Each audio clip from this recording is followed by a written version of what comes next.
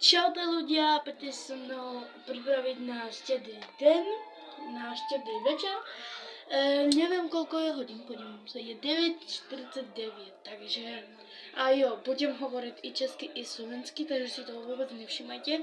My to takto máme v rodine, že hovoríme i česky, i slovensky, takže najprv som si umyla tvár, to už mám. Použijeme toto.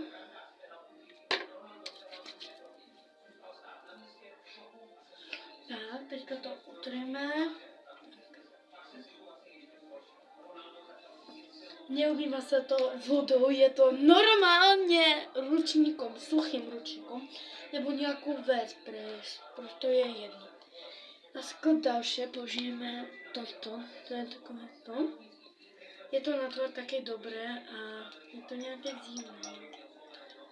Teda to, takto. A ja si naberiem.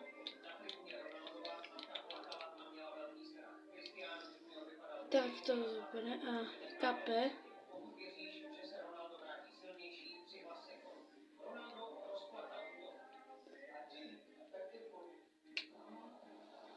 Neteče už.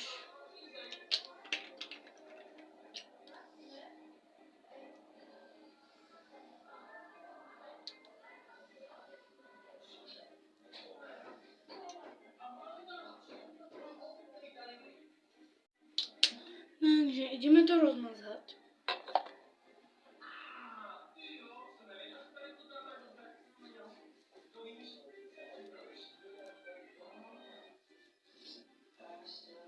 Tak a teďka si to ideme umyť.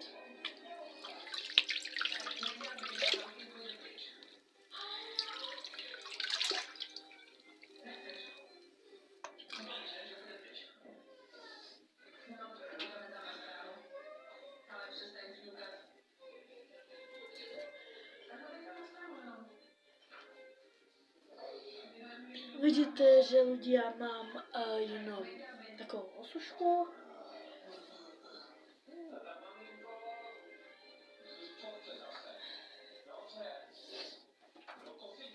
Takže, teďka si budeme vybrat věci, které si oblečem, ale až ve 1 hodinu. Takže pojďte se mnou. Uvidíme!